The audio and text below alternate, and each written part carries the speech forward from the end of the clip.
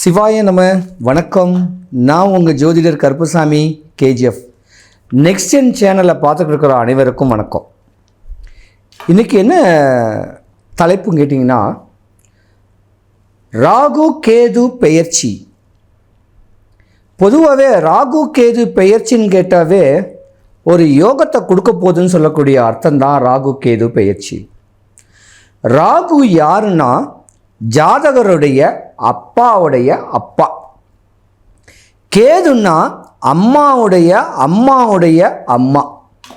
அப்போ ஜாதகத்தில் ராகு பகவான் பலமாக இருந்துருச்சுன்னா பெரிய பெரிய ரிசார்ட்டு, ஹோட்டல்ஸு, 3 அடுக்கு 4 அடுக்கு ஃப்ளாட்ஸ் கட்டக்கூடிய அமைப்பு, ஏக்கர் கணக்கில் இடம் வாங்கக்கூடிய ஒரு தன்மை, இப்படி யோகங்களே அள்ளி கொடுக்கக்கூடிய ராகு பலமாக இருந்தால் வெளிநாட்டு தொடர்புடைய ஒரு வேலை, வெளிநாட்டு பிரவேசம், உள்நாட்டிலிருந்து வெளிநாட்டு பிரவேசம் பண்ணுறதுக்கு ராகுவுடைய தன்மை வேணும். சந்திரன் சொல்லக்கூடியது பாஸ்போர்ட்டு, ராகுன்னு கேட்குறது வெளிநாட்டுக்கு போகக்கூடிய ஊந்துதல் பண்ணக்கூடிய ஒரு தன்மை தான் ராகு பகவான். பொதுவாக இந்த ராகு பகவான் கேட்கக்கூடியது பார்த்திங்கன்னா, ஒரு பிஸ்னஸை பார்த்திங்கன்னா இல்லை கோடி கணக்கில் டேர்ன் ஓவர் பண்ணுறாங்கல்ல, இவங்களுக்கெல்லாம் ராகு பலமாகவே இருக்கும். பெரிய பெரிய கம்பெனி வச்சுக்கக்கூடியவங்க, பெரிய பெரிய ஹோட்டல்ஸு, இந்த மாதிரியான ஒரு தன்மைக்கெல்லாம் ராகு பகவான் பலன் வாய்ந்ததாக இருக்கக்கூடிய நேரம் உண்டு. ஆனால் கேது பகவான் பலமாக இருந்தால் கோயிலில் அர்ச்சகர், ஸ்பிரிச்சுவல் ஸ்பீச்சு, ஆன்மீக தன்மையில் ஏதாவது ஒரு அமைப்பு, ஏதாவது ஒரு பதவி, இல்லை ஜோதிடன் சொல்லலாம், குறி சொல்லலாம், அருள்வாக்கு சொல்லலாம், இதெல்லாம் கேதுவுடைய தன்மை. ஆனால் ஜாதகத்தில் ராகு பகவான் உல்டாவா போணுச்சுன்னா கத்தியை கையில் வச்சுக்கணும், பையில் வச்சுக்கணும், துப்பாக்கியை உள்ளே வச்சுக்கணும். ஏன்னா உங்களை நீங்கள் காப்பாற்றிக்கிறதுக்காக இந்த மாதிரியான ஆயுதங்களை நீங்கள் பயன்படுத்தக்கூடிய தன்மை வரும். அதாவது ஸ்மக்லிங் பண்ணுவாங்க, நம்ம நாட்டுக்கு பீடையாக இருப்பாங்க, உள்நாட்டுக்கு பீடையாக இருப்பாங்க. ஏன் ஏதாவது ஒரு கொலை களவு செஞ்சால் பயம் இருக்கும்ல, அந்த பயத்தோடு இருக்கக்கூடிய தன்மை ராகு பகவான் உல்டாவாக போச்சுன்னா. பொதுவாகவே இந்த ராகு பகவான் உல்டாவாக போகிறதுக்கு உண்டான ஒரு காரணமும் இருக்குது. உதாரணம், கறி கடை வெட்டுறாங்க பார்த்தீங்களா, கறி வெட்டுறாங்களே, அவங்களுக்கு ராகு பலன் கொடுக்காது. ஏன்னா எப்பயுமே கையில் கத்தி இருக்கும். அந்த ராகுன்னு சொல்லக்கூடியதான் அந்த கறி கட்டை, அதாவது அந்த புளிய மரம்னு சொல்லுவாங்க. அந்த புளிய மரம் ஜாதகத்தில் இந்த மாதிரி கறி வெட்டுறவனுக்கு தான் உல்டாவாக போயிடும். அதே போல் பிரயாணத்தில் ஏதாவது ஒரு லாங் டிரைவ் போகும்போது புளிய மரத்து மேலே கார் மோதிச்சுன்னு சொல்லக்கூடிய ஹெட்லைன்ஸ் வரும் பார்த்தீங்களா, இதுக்கு காரகனும் ராகு தான்.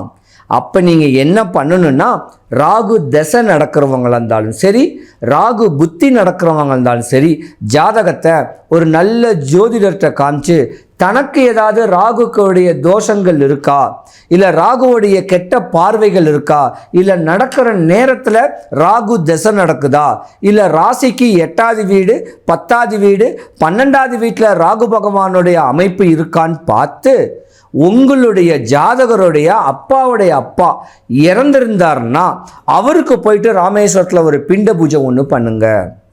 முடியாதவங்க தான் வீட்டில் ஒரு படையல் போட்டு தான் தாத்தாவை நினச்சி ஒரு சாமி கும்பிட்டு வந்தீங்கன்னா இந்த மாதிரியான இடையூறல் உங்களுக்கு வராது.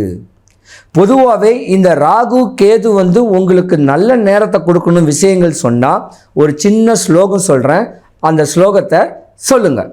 இன்பமே செய்யும் ராகு கேது பகவானே, அன்பால் நான் உன்னை அடிபணிவேன், என்பால் நான் அடைந்த துன்பங்கள் போய் இருள் அகற்றி தூய நலம் திகழ எனக்கு இன்றே தருவாய் அருள், ராகு கேது பகவானே போற்றி.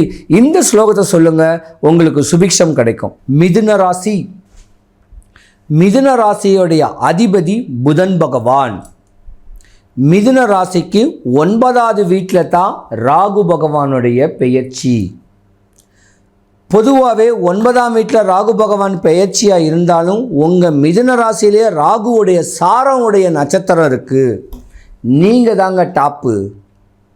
படிக்கிற பிள்ளைங்க நல்ல படிப்பறிவு படித்து தான் ஐஏஎஸ் ஐபிஎஸ் ஆகணும், டாக்டர் ஆகணும், அட்வொகேட் ஆகணும், கலைத்துறையில் பிரகாசிக்கணும், இப்படின்னு சொல்லக்கூடிய ஆதங்கங்கள், ஆசைகளில் உடையக்கூடிய குழந்தைங்களுக்கு இந்த வருடம் யோகம்.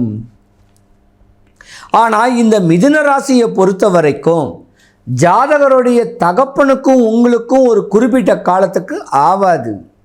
அது விதி. ஏன்னா நீங்கள் சனி தசையை பீட் பண்ணணும். சனி தசையை பீட் பண்ணி அடுத்து புதன் தசை வர வரைக்கும் உங்களுக்கும் உங்கள் அப்பாவுக்கும் ஆகாது. அது ஆணாக இருந்தாலும் சரி, பெண்ணாக இருந்தாலும் சரி. ஆனால் மிதுன ராசியை பொறுத்த வரைக்கும் இப்போ குரு பகவானுடைய பெயர்ச்சியும் வந்திருக்கு. நீங்கள் தாங்க படிப்பில் தெளிவானவங்க. உங்கள் ஆசைகள் தேவைகள் தாங்க பூர்த்தி ஆகக்கூடிய தருணமே வரப்போகுது. மிதுன ராசிக்கு தான் 80-90% நல்ல நேரமே வருது. இத்தனை வருஷம் காலங்களாக பல அண்ணன் தம்பி அங்காளி தங்காளிங்காளி பிரச்சனைங்க, சொந்த தம்பிக்கே அண்ணன் தம்பிகள் சூனி வைக்கக்கூடிய தன்மை, உங்களுடைய வாழ்க்கை மேன்மை அடையக்கூடாதுன்னு பல இடையூறுகள் இன்னல்களை சந்தித்த மிதுன ராசிக்கு தாயாக இருந்து காக்கக்கூடிய உங்கள் தாய் மேலே அளவு கடந்த ஒரு பாசம் வைக்கணும். தான் அண்ணன் தம்பி மேலே ஒரு அன்பு அனுசரணைகள் வைக்கணும். ஏதாவது ஒரு சித்தர், ஏதாவது ஒரு மகான் இப்படி பிடிச்சி வாழ்க்கையை ஓட்டிக்கிட்டு போனீங்கன்னா மிதுன ராசியை பொறுத்த வரைக்கும் டாப் ஜாதகம்னு சொல்லுவேன். பொதுவாக மிதுன ராசியில் ஆணாக இருந்தாலும் பெண்ணாக இருந்தாலும் சித்தர் ஜாதகம், தவயோகி ஜாதகம். ஆனால் மிதுன ராசியை பொறுத்த வரைக்கும் ஆண்கள், ஒரு உதாரணத்துக்கு மிதுன ராசியில் 3 நட்சத்திர பாதம் இருக்குது. ராகுவோடைய நட்சத்திரம் திருவாதிரைன்னு ஒரு நட்சத்திரம் இருக்குது. அந்த நட்சத்திரக்கார உள்ள ஆண்கள் ரொம்ப கவனமாக இருக்கணும். ஏன்னா ராகுன்னு கேட்குறது அலிகிரகம். அரவாணிகளுடைய தொடர்புகள் ஏற்படக்கூடிய தருணங்கள் உண்டு. அவங்கள பற்றி ரிசர்ச் பண்ணக்கூடிய தருணங்கள் உண்டு. நீங்கள் உங்கள் மனைவிக்கு துரோகம் பண்ணக்கூடிய தருணங்கள் உண்டு. ரொம்ப கவனமாக இருக்கணும். மிதுன ராசியை பொறுத்த வரைக்கும் தவயோகி ஜாதகம். பெண்கள் எல்லாம் கன்னியாஸ்திரி ஜாதகம்.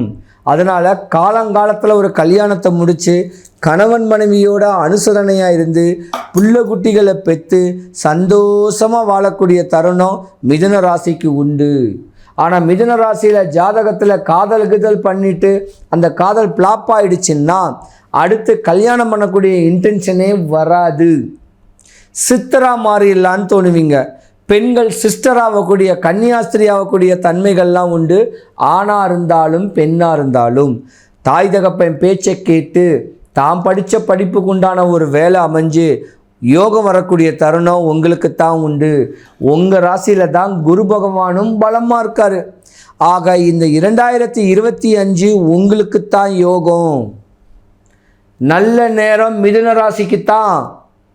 ஆன்மீகத்தில் ஒரு குலதெய்வத்தை பிடிச்சிக்குங்க, ஒரு சித்தரை பிடிச்சிக்குங்க, ஒரு மகானை பிடிச்சிக்குங்க.